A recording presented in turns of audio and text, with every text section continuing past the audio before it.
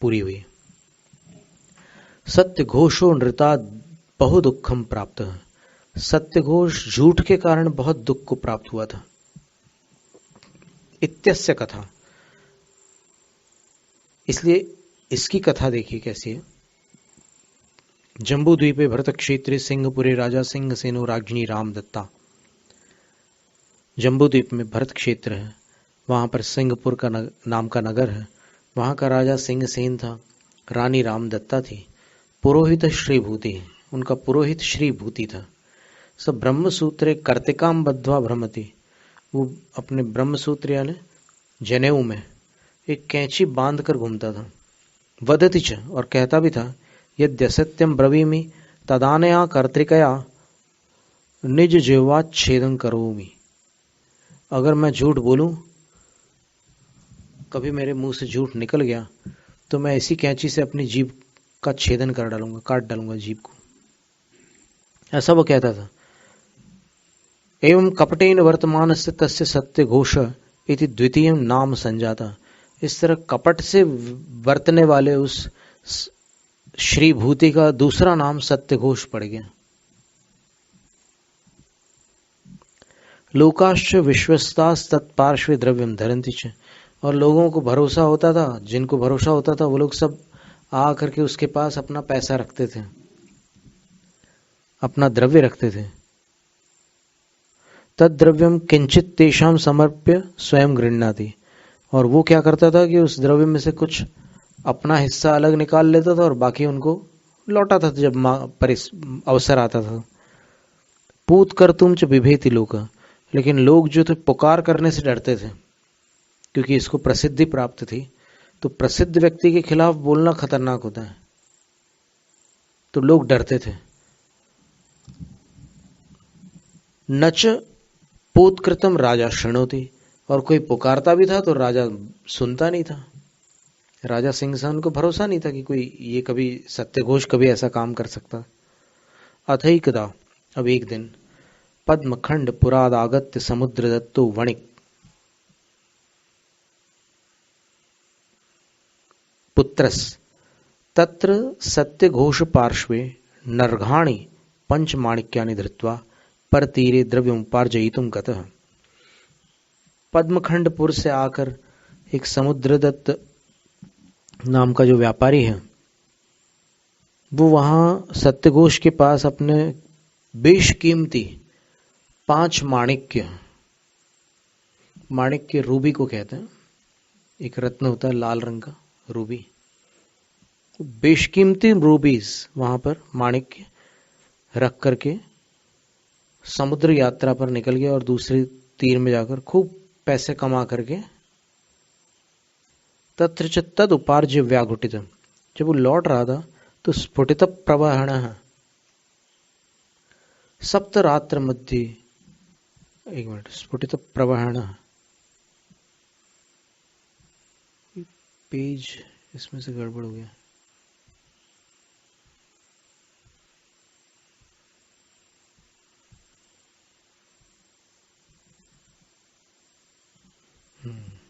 तीन pages missing है।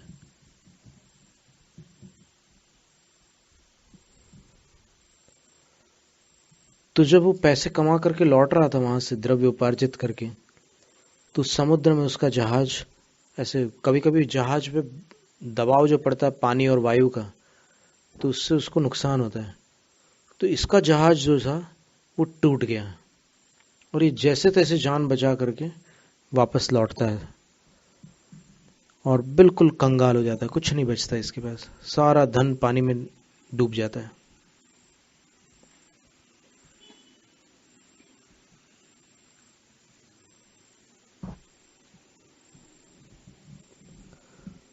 एक फलकेन उत्तीर्य, तो उसका जो जहाज था उसमें से कुछ लकड़ी के टुकड़े जो तैर रहे थे पानी में, उसमें से एक फलक पकड़ लिया उसने, एक लकड़ी का टुकड़ा पकड़ लिया उसने और उसके सहारे वो समुद्र से पार हो गया, इस तरफ आ गया।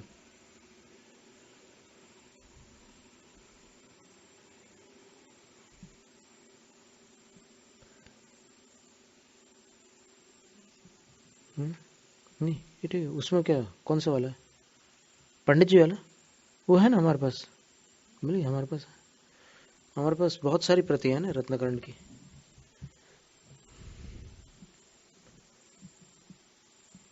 तो धृत माणिक्य वांछया सिंहपुरे सत्यघोष समीपम आया था।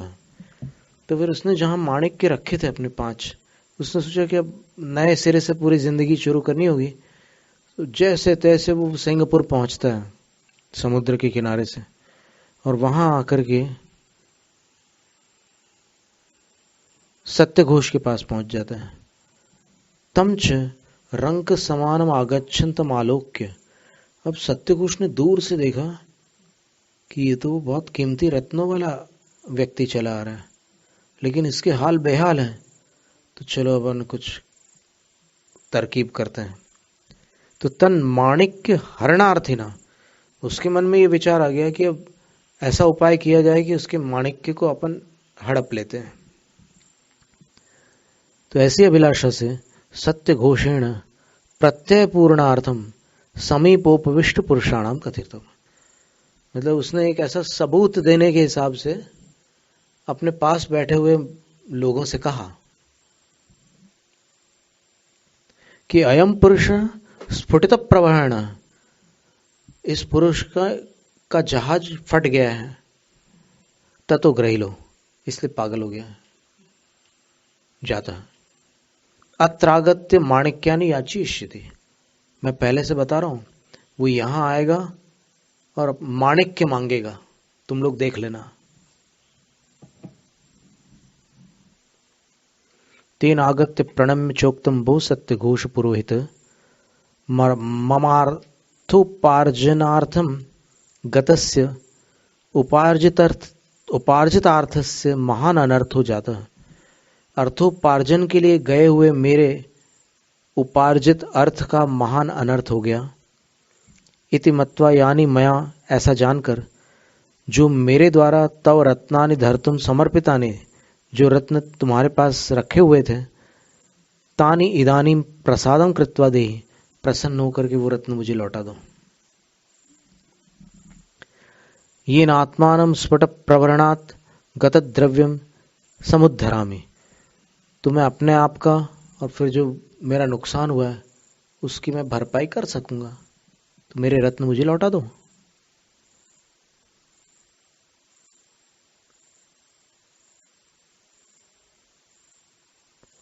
तद वचनमाकर्ण्य कपटेन सत्य घोषेण समीपोपविष्टा जना भणिता, उसकी बात को सुनकर के सत्य घोष ने कपट से अपने पास बैठे हुए मनुष्यों से कहा, मया प्रथम यद भणितम तद भवता सत्यम जातम, मैंने पहले ही जो बात कही थी वो आज अभी तुम्हारे सामने सत्य हो गई है। तैरुक्तम भवंत एव जानत्ययम ग्रहिलोस्मात् स्थानान् निस्सार्यताम इत्युक्त्वा तै समुद्र तत्व ग्रहान निस्सारित ग्रहिलेति भण्यमानः। पागल है ऐसा बोल करके उसको वहां से समुद्र तत्व को निकाल दिया। पत्तने पूतकारम कुर्वन, तो उस पूरे पत्तन में वो पुकार करता था,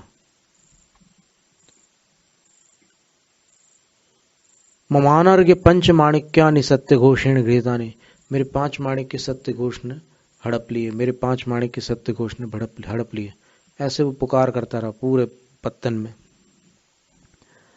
तथा राजगृह समीपे चिंचा वृक्षम आरोह्य पश्चिम रात्रे पूतकारम कुर्वन षण् मासान स्थित।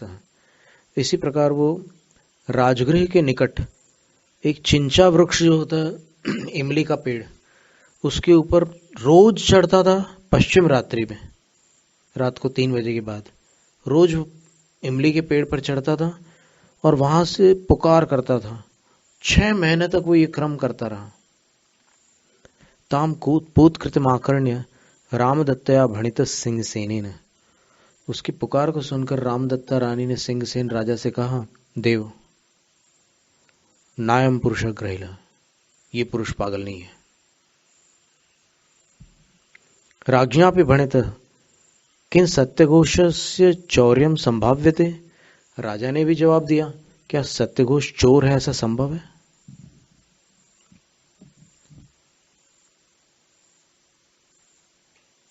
पुनरुक्त राज्ञा देव। रानी फिर बोली कि देव, संभाव्यते, संभव है वो चोर होना। तस्य चौर्ये यतो यमेतादृशम एव सर्वदा वचनम भवति। इसलिए संभव है क्योंकि पागल व्यक्ति कभी कुछ बोलता है, कभी कुछ बोलता है। ये तो एक ही वाक्य बोल रहा है रोज, 6 महीने से एक ही बात करता है कि उसने मेरे 5 माणिक्य ले लिए। मुझे तो लगता है कि सत्यघोष चोर है।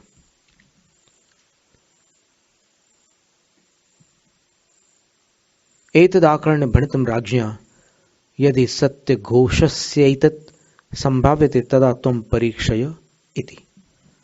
अगर सत्यघोष में चोरी की संभावना लग रही है तुम्हें, तो फिर तुम ही उसकी परीक्षा करो। लब्धादेशया रामदत्तया सत्यघोषो राजसेवार्थम आगच्छन् आकार्य पृष्ठ। राजा से उसको परमिशन मिल गई, अनुमति मिल गई कि तुम पकड़ो चोर को। तो उसने क्या किया कि राजकार्य के लिए सत्यघोष जब आ रहा था राज दरबार में, राजमहल की ओर, तो उसको बुलाकर पूछा, किम बृहद वेलायाम आगतोसि। बोले कि इतनी देर से क्यों आए आप? तेन उक्त, वो बोला कि मम ब्राह्मणी भ्राताद्य प्रागुर्णक समायातः तम भोजे तो बृहद वेला लगना थी। बोले मेरी जो ब्राह्मणी है उसका भाई आज मेहमान बन करके यहाँ आया है मेरे यहाँ, तो उसको भोजन करा करके मैं देर से यहाँ पर आ पाया हूँ, इसलिए मुझे समय लग गया। पुनरप्युक्तम तया, फिर रानी बोली, क्षणमेकम अत्र उपविश, एक क्षण के लिए यहाँ बैठो। माति कौतुकम जातम अक्षक क्रीणाम कुर्मः। मुझे बड़े कुतूहल हो रहा है, मेरी इच्छा हो रही है कि आपके साथ मैं जुआ खेलूं।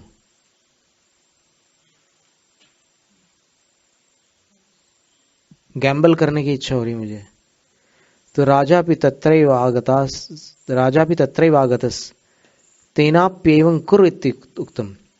राजा वहां आ गया और राजा ने बोला कि खेल लो, क्या रानी की इच्छा है तो खेल लो जुआ, क्या है। ततोक्षद्यूते क्रीडया संजाते रामदत्तया निपुणमति विलासिनी करणे लगित्वा भणिता। सत्यघोष पुरोहितो राज्ञी पार्श्वे तिष्ठति तेनाह ग्रहिल माणिक्यानि याचितुं प्रेषितेति।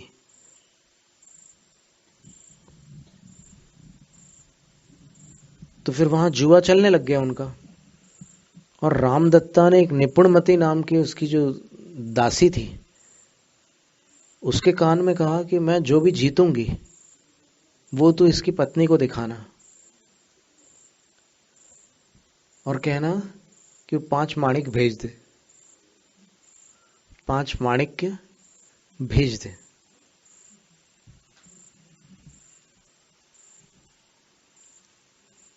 वो पागल के जो 5 माणिक्य है ना, वो भेज दे। और जल्दी से यहां लेकर के आ जा। ततस्तया गत्वा याचितानि तद ब्राह्मण्या च पूर्वम सूत्राम निषिद्धया न दत्तानि। अब ब्राह्मणी जो थी उसको सत्यघोष ने बोल के रखा कि कोई कैसा भी बहाना लेकर के आए तो ये बात तू कभी भी खोलना मत, ये कभी नहीं बताना, बोले किसी को मत बताना। तो उसने नहीं दिए। बोले कि कौन से माणिक, कौन पागल, कौन से माणिक, नहीं दिए उसने। तो अंगूठी जीत ली, कंठ का जो स्वर्ण आभूषण था वो भी जीत लिया, लेकिन ये सब होने के बाद भी उसने नहीं दिए।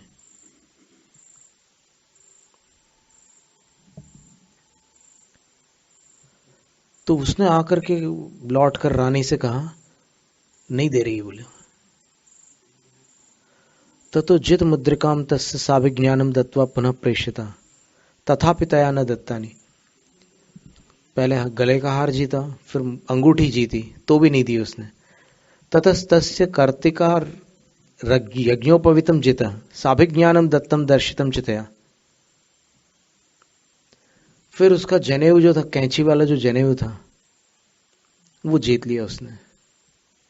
और वो जब ब्राह्मणी ने देखा तो फिर ब्राह्मणी को लगा कि अब देखो, उनने गले का आभूषण भेजा, फिर अंगूठी भेजी, और अब ये भेज रहे हैं। ये तो कभी वो अलग नहीं रखते थे, ये जनेऊ तो हमेशा 24 घंटे साथ रखते थे।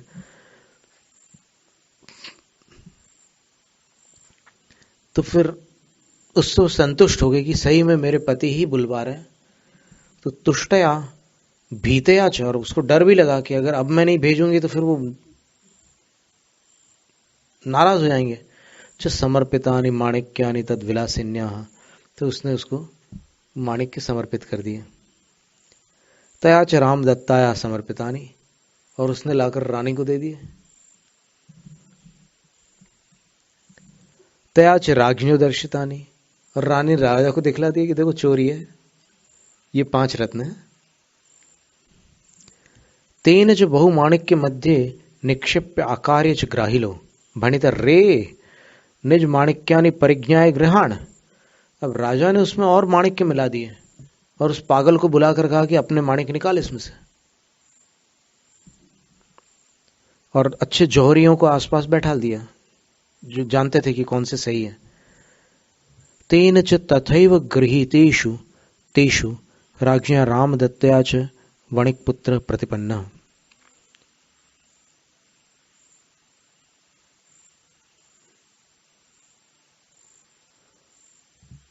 फिर उसने वही रत्न निकाले जो उसके थे, उससे ज्यादा कीमती वाले जो रत्न भी जो उसमें मिले हुए थे वो उसने नहीं छुए, उसने अपने ही रत्न ग्रहण किए।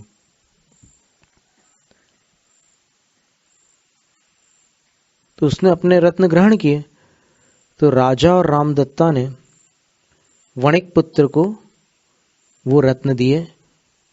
ततो राज्ञा सत्यघोष पृष्ठ, फिर राजा ने सत्यघोष से पूछा कि इदम कर्म त्वया कृतम, ये काम तूने किया। तेन उक्तम देव न करोमि, नहीं मैंने नहीं किया। बोले कि ममेदिशम कर्तुम युज्यते, क्या आपको लगता है कि मैंने ऐसा कुछ किया होगा। ततोति रुष्टेन तेन राज्ञा तस्य दंडत्रयम कृतम, राजा एकदम क्रोधित हो गया। जब उस चोरी पकड़ाई गई थी तो राजा क्रोधित होकर उसको 3 दंड देता है। बोले कि इन 3 में से एक दंड तेरे को जो पसंद हो वो तुझे दिया जाएगा। पहला दंड, गोमय भृत भाजन त्रयम भक्षय, 3 थाली भरकर गोबर खा ले। फिर दूसरा दंड, मल्ल मुष्टि घात त्रयम व सहस्व, जो हमारा सबसे बड़ा पहलवान है उसके 3 मुक्के को तू सहन कर। 3 पंचस।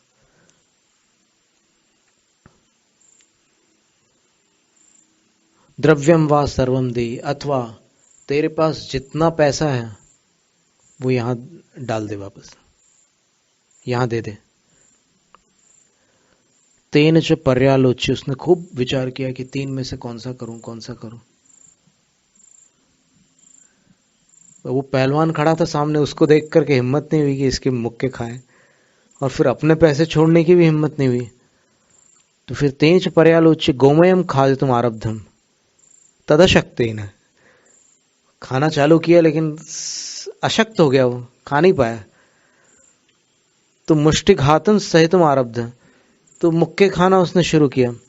तदशक्तेन, तो एक मुक्के में तो उसको आसमान के तारे देखने लगे, तो उसमें असमर्थ हो गया।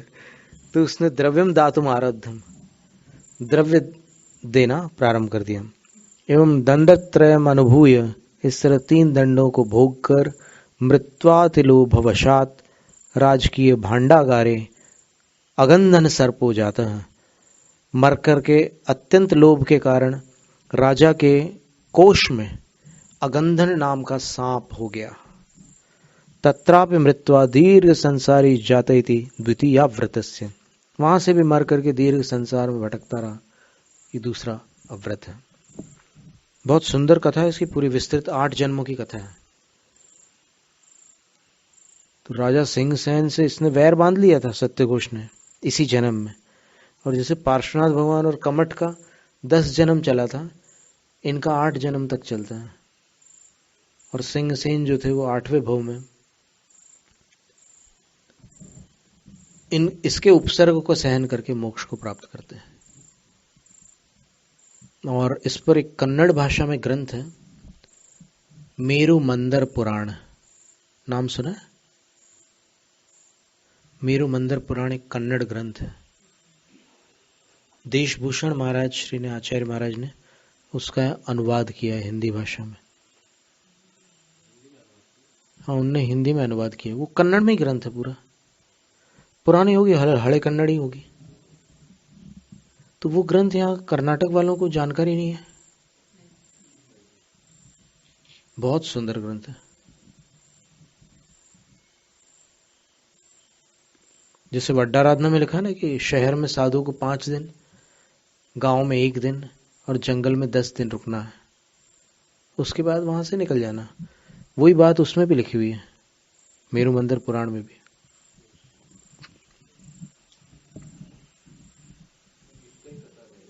यही कथा पूरे 8 जन्मों की पूरी कथा है, सिंहसेन की कथा है।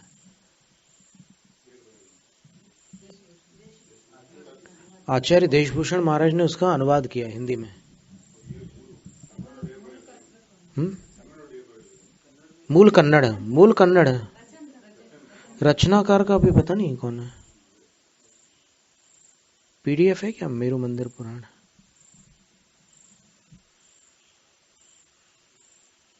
रास्ते में ये इस कथा में ही रानी का जो पुत्र था, रामदत्ता रानी का जो पुत्र था पूर्णचंद्र, वो और रानी रामदत्ता, ये दोनों अंतिम जन्म में विमलनाथ भगवान के दोनों गणधर होते हैं, मेरु और मंदर। और माला की जो गांठ होती है ना, उसको मेरु बोलते हैं। आपको पता है? जो जाप माला होती है उसमें मेरु बोलते हैं कि नहीं? आपकी जानकारी में नहीं है यहाँ पर। उसको मेरु कहा जाता है। तो वो गणधर के नाम से सौधर्म इंद्र ने नाम रखा है उसका। माला के जो ऊपर की गांठ होती है ना, उसका नाम सौधर्म इंद्र ने मेरु नाम रखा है। तो वो मेरु गणधर रामदत्ता रानी का जीव है। और इनका जो पुत्र था राजा सिंहसेन का, पूर्णचंद्र, वो अंत में मंदर गणधर होते हैं। तो बहुत सुंदर कथा है, आपने उत्तर पुराण में आई हुई है। विमलनाथ भगवान की कथा पूरी होगी, उसके अंदर आती है ये कथा। सिंहसेन की कथा तो बहुत पुरानी होगी, विमलनाथ भगवान से भी पहले की होगी। क्योंकि जब इनके पुत्र कई जन्मों के बाद गणधर बन रहे हैं, तो फिर उतने जन्म पहले की कथा, ये तो पक्का हुआ। और इनकी रानी खुद गणधर बन रही है। मुख्य गणधर कौन थे? विमलनाथ भगवान के प्रथम गणधर मेरु थे, दूसरे गणधर मंदर थे। मेरु और मंदर।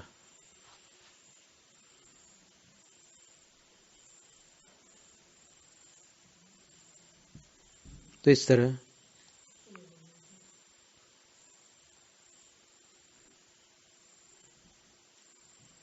असत्य की कथा यहां पर पूरी होती है।